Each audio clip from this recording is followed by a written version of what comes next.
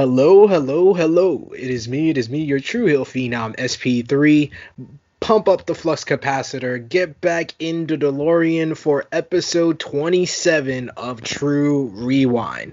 This is where me and a couple of good brothers, we get in our DeLorean, we go back in time to the beginning of the Monday Night War, and we review WCW Nitro and WWF Raw, and we decide what was the better show for the week. We are in 1996. It is January 8th, 1996, and I am back once again with the connoisseur of all reporting, Mr. Romeo Anthony Colon. What is up? How's everyone doing? I love that we have a special guest here. Absolutely, once again, our backseat driver, drunk guy JJ, he got lost in the sauce, lost in 1986 this time. I don't know what he's doing. He loves the 80s a lot. He loves to do his cocaine back in those days. So we will probably pick him up on the next episode or the episode after that. We'll try to pick him up before we get to the Royal Rumble, but we are joined by a very, very special guest we picked up from 2020. We brought him back with us to 1996. He is the Roundtable Rebel. He is the three-time baby making champion. This is Ness. True Hills, what's the deal? What's going on, guys? Lucky and very honored to be on this episode of Tru Rewind. I have to start off with an apology, though. Me and drunk guy JJ, we were partying in the 80s. Too much blow, too many hookers. He couldn't handle it. So the good brothers, SP3 and Romeo, they just picked me up, and I said, hey, I'll be drunk guy JJ for this week. Just a little bit less drunkenness and a lot more baby making going on here. Oh, well, I am sure he was drunk when he made his baby, so this is appropriate. Pretty sure. But thank you. Smooth transition. Thank you for joining us, good sir. This is a reminder to you guys watching at home, on your phone, on the road, wherever you're watching. Give us a thumbs up. Push the iCard down at the bottom. You can push that to subscribe and the bell below that to stay notified for all the great content right here on True Hill Heat. You can also share this with all your wrestling fans and friends. And of course, comment down below and let us know what you thought about our road into the past of January 8th, 1996 for Raw and Nitro. Romeo, you are our driver, our pilot, our quarterback. Take it away. Let's start with Monday Nitro, WCW, live from Charleston, South Carolina. Sid, do you have a Mongo Pepe report? Couldn't get this whole line down, but I just got two portions of his long soliloquy that he said at the beginning here. Mongo. Well, you see, the little guy has his bomber jacket on because he is ready for the flag to fly. And then he said, I know the other boys ain't going this distance for their fans. The first shot at WWF of this episode. The first shot of many. Oh, yeah. You think they're a little tight about last week and the Billionaire Ted wrestling war room a little bit? I don't know. I mean, if they didn't show they were tight with this first line, they sure as hell showed it the rest of the show.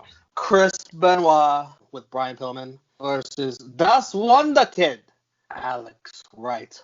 Which was spelled Das Wunderkind. My girl pointed that out. She was watching with me, and she was like, yes. That's Das Wunderkind. That doesn't say Das Wonder Kid. I was like, maybe the N is silent. She was like, well, the W is silent, so it'd be Wunderkid. This is way too much for me. I'm just a simple Puerto Rican from Brooklyn. I don't know all this.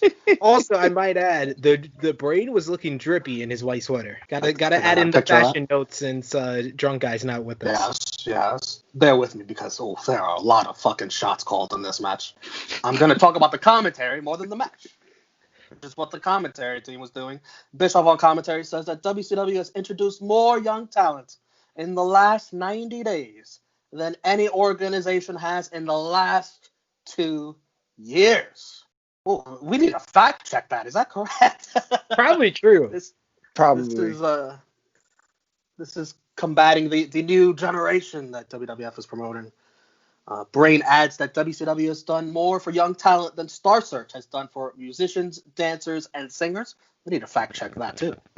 I don't know about that one. I love how the Brain is always specific to be positive about WCW, but he is not the commentator who throws the shots at WWF, even though he's the heel commentator. Yes. He likes to bring it back to wrestling. At this point, I'm a little frustrated. Just call the fucking match. Jesus. Mongo alert. I take back what I said.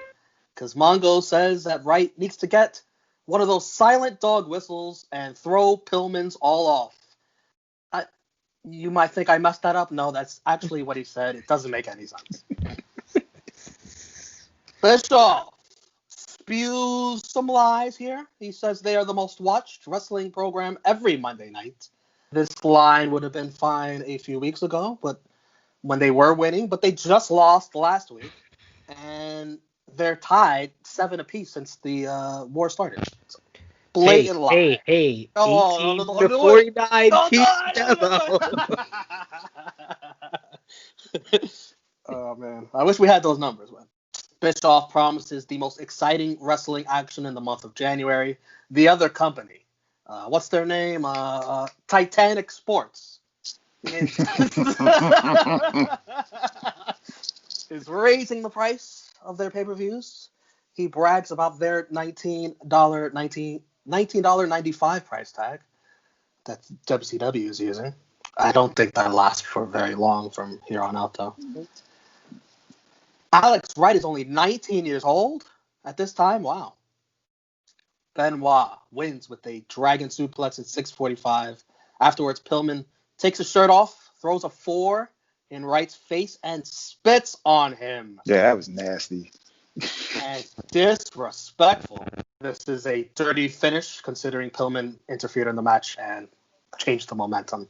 But what do you guys think of all these shots at WWF taken away from what was a good match, I thought, or what it was, 6:45? Yeah, man, I liked the match a whole lot. Like, this what made me fall in love with WCW. Like, that first hour was like cruiserweight action. So this match was great. The commentary, to say that the commentary, I don't think it took away from the match, because like watching it, I paid attention to it a lot. But like just hearing the stupid shit these guys were saying, like shit was just mad funny. Like the match had a serious feel to it. So the commentary kind of brought you back from how competitive that and serious that the match was. But yeah, Brain and Bischoff and Mongo were just saying some off the wall shit. So I appreciated, the crazy commentary, but I really loved the match. We do ratings on here for matches? No. I don't remember. No, Pay-per-views. Only the pay-per-views. All right, well yeah. I love Or if match. it's an amazing match that you just have to rate. Oh no. I just like the match a lot though. I'll ask you for the pay-per-view match that they show on Raw later on. Gotcha. I enjoyed this match. This was a lot of technical wrestling. Then we had a couple of strikes. Pillman getting involved, I don't think was necessarily needed, but I guess it is to establish the 4 horsemen. All I will say is that Brian Pillman just doesn't seem like he is happy to be working in WCW at this point. Like everything he does, the spitting on people, the way he beat up Savage at Starrcade, and everything since then, he just doesn't seem like he's happy and that he's really taking out his frustration on the people that he's working with. Oh, that's an interesting take. That's a hot take. Yeah, man, that wasn't like regular spit. That was a loogie. He hawked that shit from like his stomach. Eric Bischoff brags about the international talent WCW has, like Eddie Guerrero, who faces Lord Steven Regal. These two are doing beautiful chain wrestling. Bischoff tells us to forget about the Royal Fumble coming in January. That was the line of the night for me from commentary. I was like, yo, that's cold. I love it. Which is great considering they were just coming off their Raw ball. That's beautiful. Yes. Eddie wins with a backsliding 8-13. I couldn't make out everything that Regal says to the camera afterwards, but I did hear that America is second class, at least. That's fair Ness. assessment. Yeah, Regal came off like a super hater, all because we're all Americans. Again, I love this match. It really made Eddie look like a true babyface. For Regal, when I was younger, I really didn't appreciate his wrestling ability. Like it kind of like was boring to me. Again, you guys know how much of a lucha libre and high action packed fan of wrestling that I am. But like watching it now, that was just some spectacular technical wrestling. The character that he played, just being that dickhead from fucking Great Britain or whatever, wherever over there in England. So like I was able to appreciate it this day and age rather than how I didn't appreciate it back in the day. So, but like this was my favorite match of Nitro this episode. I would have to agree with what Ness said. I didn't have that great appreciation for Lord Steven Regal. Was when I first discovered him. That's why it was kind of jarring when he became a real man's man when he went to the other company. But this was the He is a man. I got triggered. This was the Regal that I remember being introduced to, the blue blood with the posh entrance attire and everything. I enjoyed this match a lot. This was hard hitting with Regal with his strikes and the uppercuts, and Eddie with his mixing of lucha libre and technical wrestling. It was just masterful, and those two were going at it. Had a very smooth match, and I think it was better than the opener. So yeah, I really did enjoy this match. Eddie Guerrero delivers again. That's 2 weeks in a row for Regal too. Last week with Chris Benoit. Mean Gene with an exclusive interview with Sting and Lex Luger. I don't know how exclusive it is, considering he interviews these guys every fucking week, but okay, exclusive. He quickly makes sure to mock the new generation for signing some new wrestlers who are close to collecting Social Security. We know one of them is Vader. I don't know who else he's talking about. We'll see. Well, they did say that they're gonna have Dory Funk at the Royal Rumble. So I guess that was a shot at Dory more than Vader. The new generation. Sting rightfully questions why Lex Luger held his arm at the triangle match at Starrcade, keeping him from entering the ring. A question I would have asked last week after Starrcade happened, before I would tag with Lex Luger last week. This is backwards. Ask backwards. They didn't have interview time. It's an exclusive now. Mean Gene instigates, saying, that doesn't sound like a friend I'd want to have. Hell yeah. Yo, Mean Gene. Yes, he's the ultimate instigator, yo. This shit was hilarious. Lex pulls an excuse out of left field, says he was injured and wanted his friend to help him up. He was like, I reached out to you, like I always reach out to you, Stinger. Yeah, that would tug on your heartstrings if it wasn't bullshit. Somehow, some way, these two agreed to become a tag team. That answer was good enough for Sting. They walk to the back, which tells me probably one of them is wrestling next. Well, you gotta love how, if you weren't a WCW fan, the one thing that you always heard about Sting was that he was the most gullible babyface in history. And this was an example of that. Like, he is the most gullible, stupid babyface in professional wrestling history. And we've seen two examples of it in the past 3 months. The Halloween Havoc match where he teamed with Ric Flair, who is a horseman. He burst a horseman. That was just stupid. He used the children against them. He used the kids. Now you got this example of him taking that bullshit excuse from Luger. So you gotta love Sting. He's the most gullible babyface in professional wrestling history. My favorite part is just Mean Gene trying to spice it all up the whole time. That shit was hilarious. But like Sid said, man, Sting's just fucking gullible. I wouldn't believe that shit from Luger. Come on. We learn it'll be Randy Savage versus Ric Flair for the championship on Saturday night. Did I hear that right? Yep. Oh, boy. DDP versus Sting. Yep, I told you. He's going to just come right back out. I told you. DDP begs the ref to check Sting for weapons, and while he's doing that, he puts a cigar right in Sting's eye. Very nice. What a heel. Mongo alert. Mongo says DDP won $13 million a couple months ago, but that doesn't do anything good for you. What? Does everything for me. You idiot, Mongo. Sting wins with a Scorpion Deathlock in 6:22. This match was okay, but there was one spot, I don't know if it was intentional or not, where Sting throws DDP into the ropes and he like latches onto the ropes. We see a lot of guys do that nowadays. Like TJP, he does that a lot.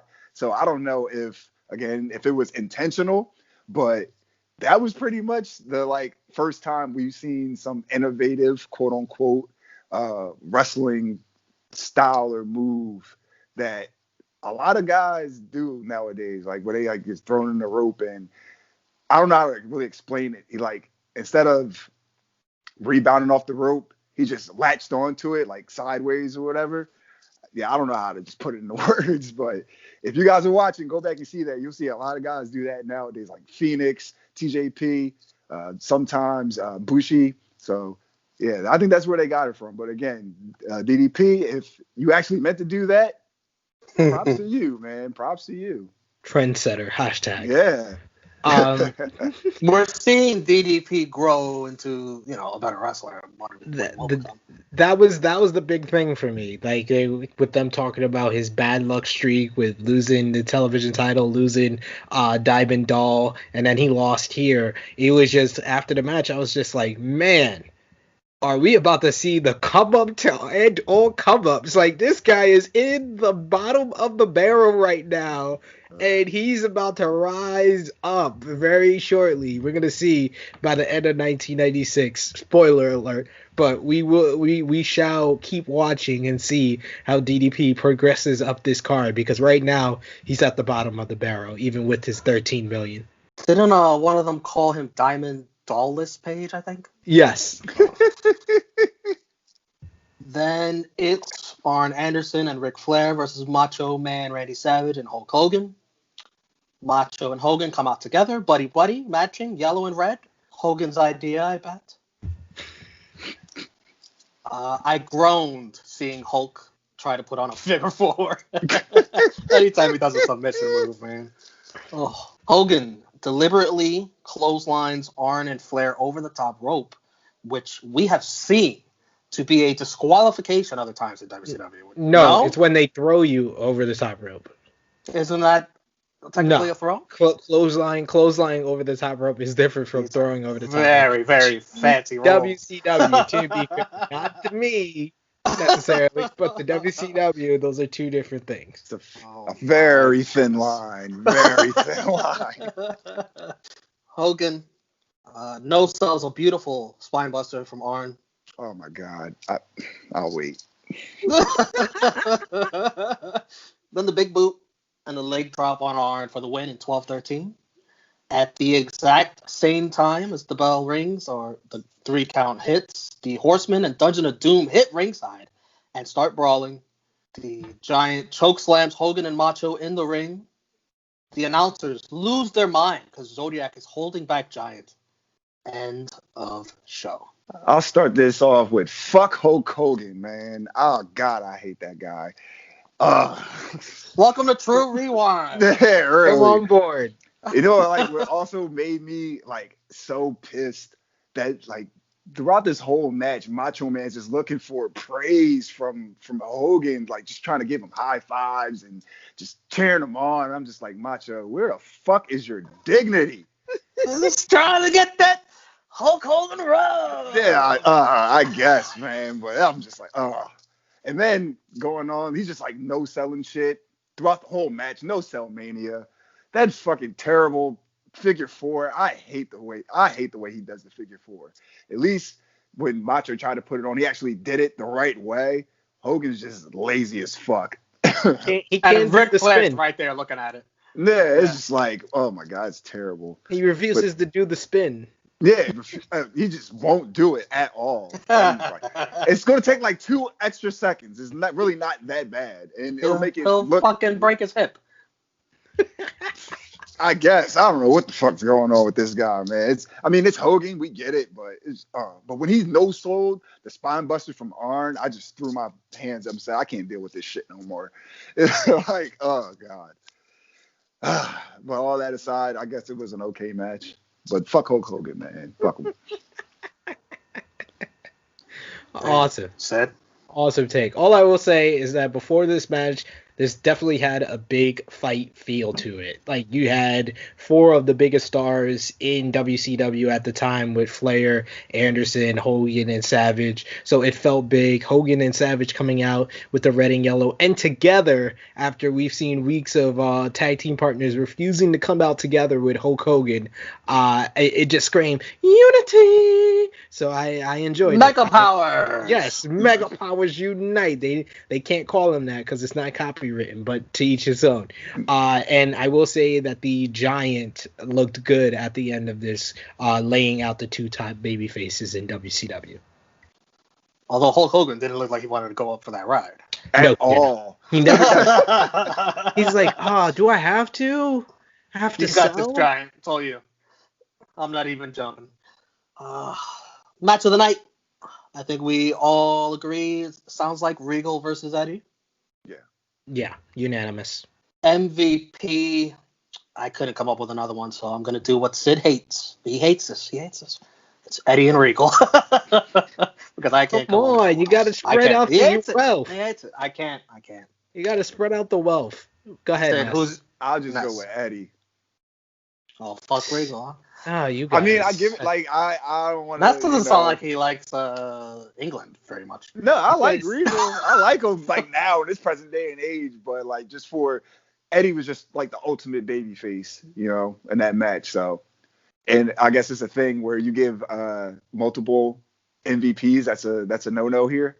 No, you can. I just hate when you guys give the MVPs to the person who won match of the night. That's not spreading out the wealth.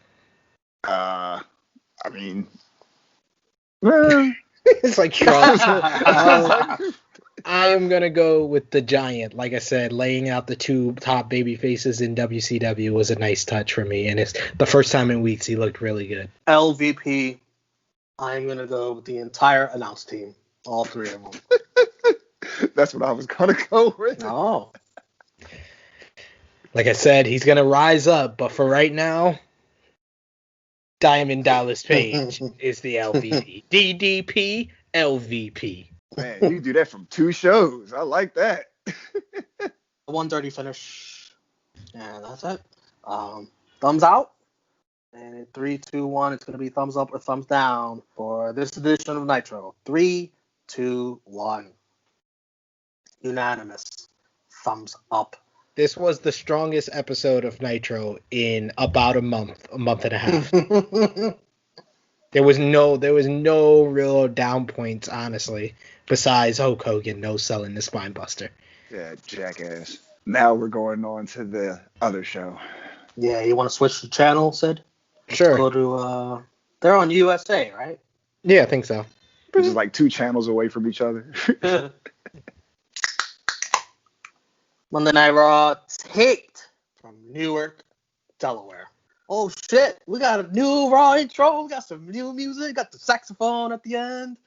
The last shot, unfortunately, is Bret Hart getting pie-faced by Diesel. He's your world champion, and that's how you end the Raw intro? This man gets no respect. Oh. He's the Rodney Dangerfield of WCW. How you guys like this intro, the theme?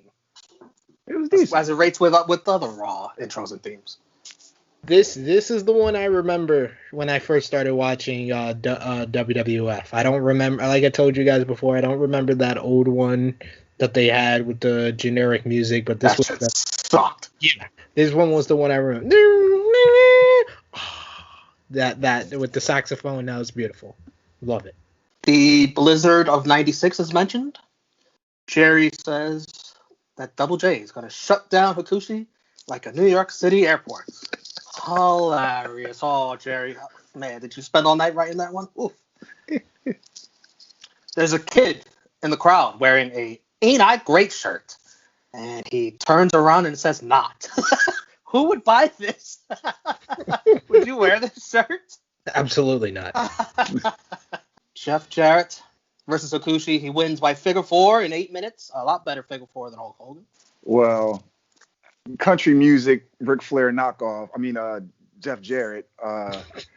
They did not like him at all. Like, Hakushi was getting way more love in this match from the fans, and I was actually kind of shocked at that, to be completely honest.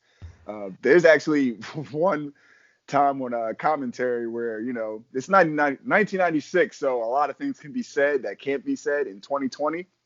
And Jerry the King Lawler says, yeah, Hakushi turned his back on his countrymen. And Vince is like, what are you talking about? It's like, yeah, he's making a big and tall store in Japan. I laughed my ass off at this. I'm sorry for anybody that'll be offended by this watching me mentioning this. But that shit was fucking funny. I'm sorry. I laughed. I'm sorry, but I laughed. But, okay. Yeah. But yeah, oh, man. Yeah. The commentary added to the match.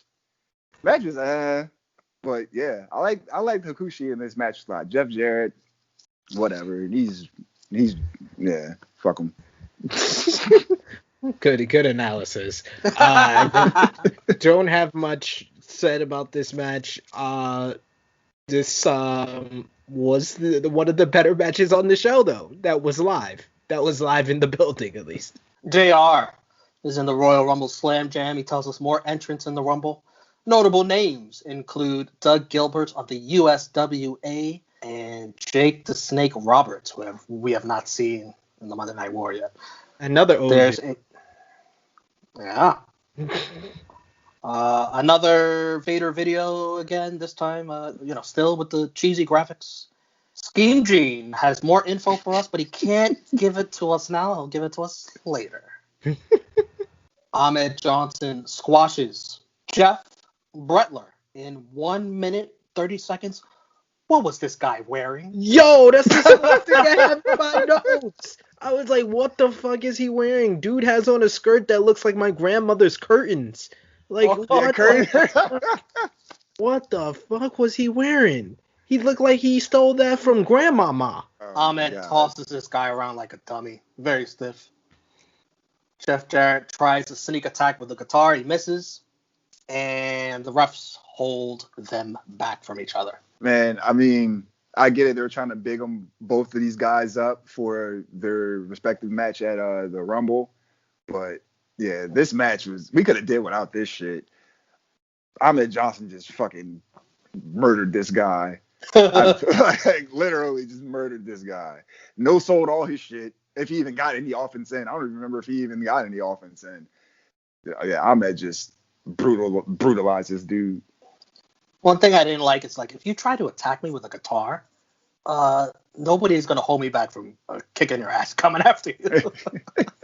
That's true. That's attempted, murder right there. Jeez. I was just going to say, I'm highly disappointed we didn't get an Ahmed Johnson promo. And that he ruined Jeff Jarrett's guitar that he got from Garth Brooks. Jeff Jarrett ruined that himself trying to attack him. Hey, he destroyed it. Ahmed for that. He destroyed it. He didn't have to destroy it. Jeff missed. He didn't have to destroy his guitar that he got from Garth Brooks, according to Jerry the King Lawler. That's a bad question. Yeah, because Jerry's a very good friend of his. Yes. Next week, Undertaker versus Undertaker versus Isaac Yankem, and Marty Jannetty versus Owen Hart. Ted DiBiase's with Brother Love. Ted's looking for someone throughout 1995 to be his $1 Million champion. He presents us the Ringmaster. Who's this schmuck? Who is this guy? He gives him the title. The Ringmaster talks. He immediately tells the cameraman to back the fuck up. Instant signs of his charming personality to come. Then he tells everyone at TV Land to put their hands on the screen and feel what it's like to touch his hand and be destined for success and to be born a champion. Holy shit. He wasn't lying either. He was spitting fire. I was like, what the hell does this guy need $1 Million Man for? Very, very prophetic. He's in the Royal Rumble. $1 Million Man reminds us everyone has a price. The Ringmaster. What do you guys think of this gimmick so far? I'll just say this. That was a very stone cold promo. That was it had a lot of venom in it, like a rattlesnake. I will say his promo was spicy, and he looked good. I remember as an 8-year-old kid, I popped for this moment because I was familiar with Stunning Steve Austin from WCW. So for him to make that jump over, I was like, okay, yeah, cool. I was wondering what happened to him because I was 8 years old and I wasn't privy to ECW at the time. So there was a huge gap from when I saw him on WCW to when I saw him here. So I was very happy to see him in the WWF. Now, he had just come from ECW, correct? Yes. Yeah. How long was he there for? You guys remember? I want to say like maybe 3-4 months. Yeah, it wasn't that long. He got fired in 1995 prior to Nitro beginning. We get footage of Earl Hebner explaining why he let Bret Hart continue versus the British Bulldog, despite being a bloody mess. He could tell how many fingers I was holding up is his go-to excuse for that. Then it's Goldust versus Aldo Montoya. Goldust wins with a curtain call in 3 minutes. Vince says one of Goldust's favorite movies is Heat, and he knows how to get plenty of that. Ooh, insider terms. Ooh, Vince. Relax with that heat, that fire. I was actually wondering if anybody knew what he meant by that back then when he said it. I'm like, oh, they probably don't know what the hell he's talking about. Not too much. Maybe Observer subscribers? I don't know. Yeah, probably. There was dirt sheet readers back then. This was when there was actual dirt sheets. It's not just websites. So there was probably a few. But I'm once again disappointed we don't have a Goldust promo this week though. Stay tuned. Jerry tells us that the #1 movie in America, starring Stu and Helen Hart's grandchildren, 12 Monkeys. Boy. Shawn Michaels' press conference from earlier today. His doctors suggest he no longer compete, but he apologizes to his friends and family because he's throwing his name into the Royal Rumble. The press room erupts in cheers and applause. Scheme Gene.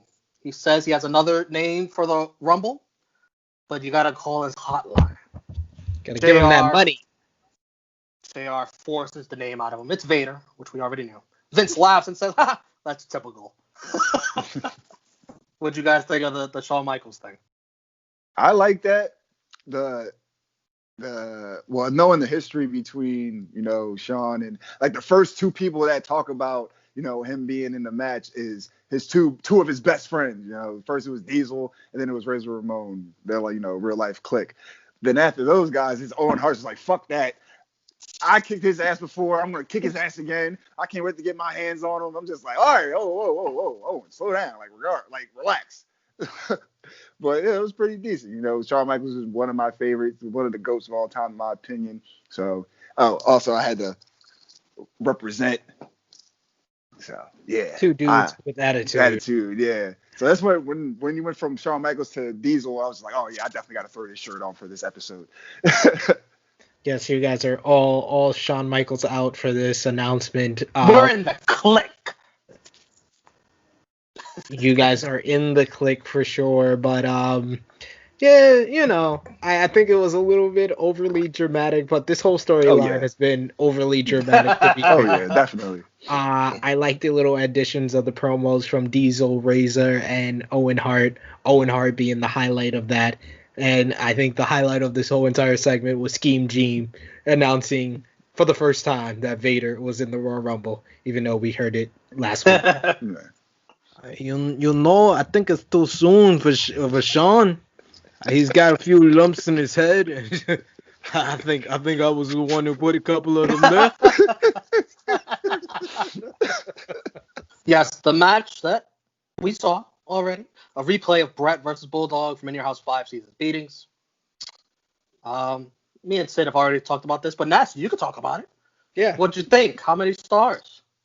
I'll give this match 4.25 stars. It was really good, like really brutal. It had the storytelling. You know, these guys were semi-related. You know, brothers-in-law, with Bret being the brother to Owen. Oh, sorry, Owen. Fuck am I talking about? Bulldog's wife. What's her? I forgot her face. I forgot her name. What's her name again? Diana Hart. Diana Tia Hart. Leone. Yeah, and she's just like, they keep panning to her on the side of the match, like she don't know who to root for. You know, once the match is over, she looked kind of pissed that her husband didn't win. But you know, a lot of blood. This was a lot of blood and guts. I did not expect that out of a WWF match. And for them to keep it going, I guess Earl Hebner was from, or nowadays, Doc Samson is from the Earl Hebner School of Officiating. because he can see, yeah, just because you can see, or he can tell you how many fingers, you got up, does not mean that he's not fucked up. So, Two totally different things. yeah, it was just crazy. But I enjoyed that match. It had like everything and every aspect of what we look for in wrestling. So I really enjoyed it. So next we had Paul Bearer and The Undertaker talking about the huge matchup between The Undertaker and Bret Hart at the Royal Rumble. And of course, Paul Bearer did most of the talking, with him saying, and I quote,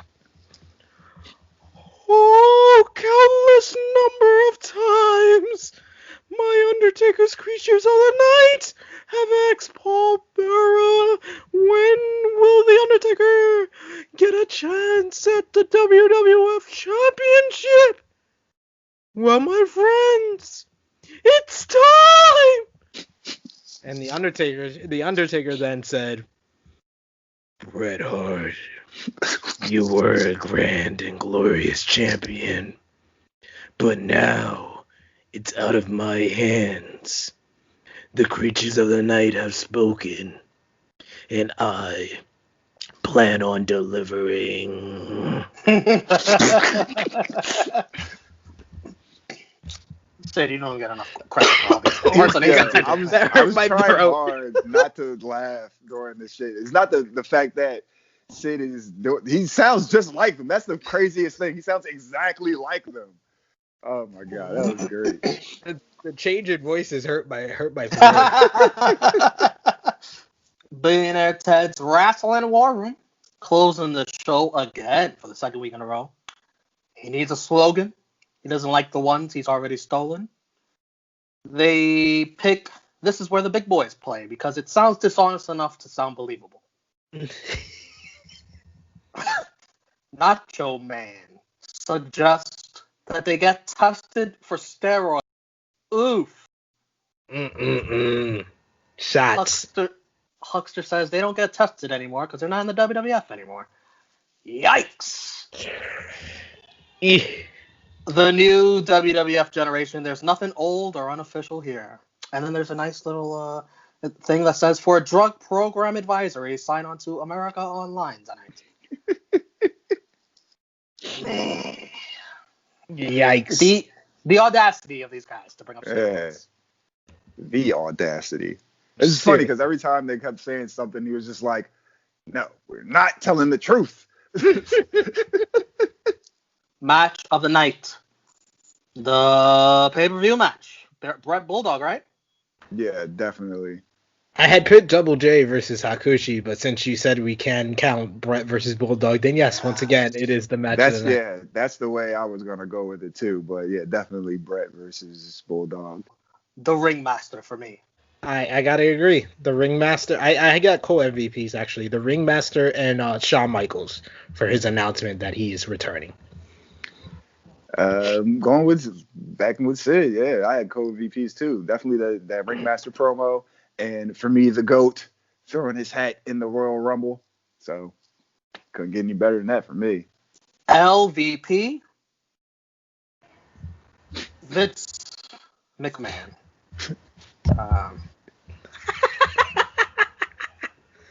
He's starting on a little streak here. He's starting to get more of these, and there might be more in the future. But I liked Wrestling War Room last week. This week, a lot of bullshit here this week.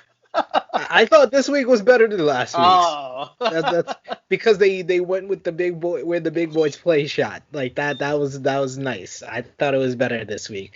I went with Jeff Rattler or whoever the guy was that was wearing my grandmother's curtains as a skirt. So yeah, him. I'm gonna have to go with Vince too because he booked this shit. This was compared to Nitro. This episode was pretty shitty, except for the replay of the pay-per-view, which was the highlight of the whole fucking show. Thumbs out. 3, 2, 1. It'll be thumbs up or thumbs down for Monday Night Raw. 3, 2, 1. Unanimous. Thumbs down. So on the Tru Rewind scoreboard, that's a win for Nitro. They are up 13-4 here in the Monday Night War. By the way, I don't know if you remember, Sid. Raw has not won here on Tru Rewind since it was tied at 4-4. So all of that since has been Nitro. Oh my god, a 9-game winning streak. Oh my god. The ratings are in. Raw last week did a 2.6. They won. Nitro last week did a 2.5. Would you like to guess what Raw did this week, Ness? 2.3. 2.4. Sid is closer. Raw did a 3.0. Wow. But Holy this shit. week, people For really their 8th BK announcement? People really Red wanted to Bulldog? see that. Yeah. People really wanted to see what HBK's announcement was and the replay of that pay-per-view match. Because we know nobody ordered that pay-per-view. Exactly. And this is the shit that they had to watch. Oh my god. Nitro last week did a 2.5. This week they had the big main event, the tag team match, Hogan, Macho versus Flair and Arn. What do you think Nitro did? 2.7. 2.5. Ness is closer. It did a 2.8. They're also up. Wow. The wrestling fans are rising. Yeah. By the way, Raw's 3 million, the first time in the Monday Night War that either company has done a 3.0. Raw is up 8-7 with 2 ties in the ratings war. Impressive this week for January 8th, 1996 for Monday Night Raw and WCW Nitro. Put down in the comment section below what you guys thought about these episodes of Raw and Nitro from the Monday Night Wars, what you thought about our review of these shows as well. Ness, thank you so much for joining us. We are glad we were able to pick you up on the road down the Monday Night Wars. Tell the fine people at home where they can find you, and when's the next video you are joining on the Tru Heel Heat YouTube channel? Well, the next video we're going to be dropping, we're actually me, myself, and my good brother, the Stat King. We're finally are going to start dropping our review of Honor videos soon for recording the ROH Pure Title Tournament. And probably just going to possibly just start covering ROH after that. We're also got Full Gear coming up, the Full Gear Roundtable review, the Power Struggle Roundtable review. So definitely going to be working. But you guys can catch me obviously on the Tru Heel Heat YouTube channel. You can also follow me on Instagram. I changed it. It's still the same, but I changed it a little bit. It's skinny__Kravitz. I got rid of an underscore and just switched the other one around. So yeah. Okay. So, and then on Twitter, same, skinny, just one underscore, then Kravitz. So yeah, follow me. Love it. Connoisseur of all reporting, Romeo Anthony Colon. Another excellent job driving us down the road of the Monday Night Wars. Tell them where they can find you. The Pride of NY on Twitter and Instagram. And the Wednesday Night Warriors here every week on the Tru Heel Heat YouTube channel. I'm very, very disturbed that your votes ended in a tie last episode. Guys, we got to do better. We got to pick up winners. Come on. Well, you never know. The poll is still up. We haven't deleted it yet. You never know. By the time you record the next episode, maybe one will be up over the other, so you can scratch out that tie and rank it one or the other. But yes, you could find me on Instagram at TrueHeel_EpicSP3. You could find me every single Wednesday on Wrestlers Talks Wrestle 2 YouTube channel with Alex McCarthy on Wrestling Daily, talking about your latest wrestling news. Of course, True Hill Heat every single Saturday, our weekly podcast right here on the True Hill Heat YouTube channel. So, for the baby making champion, Ness, for our connoisseur of all reporting, Mr. Romeo Anthony Colon, it is me, your True Hill Phenom SP3. Like this video, share it, comment down below, subscribe, and hit the bell to stay notified for all the great content. Until next time, this has been True Rewind, episode 27. Peace.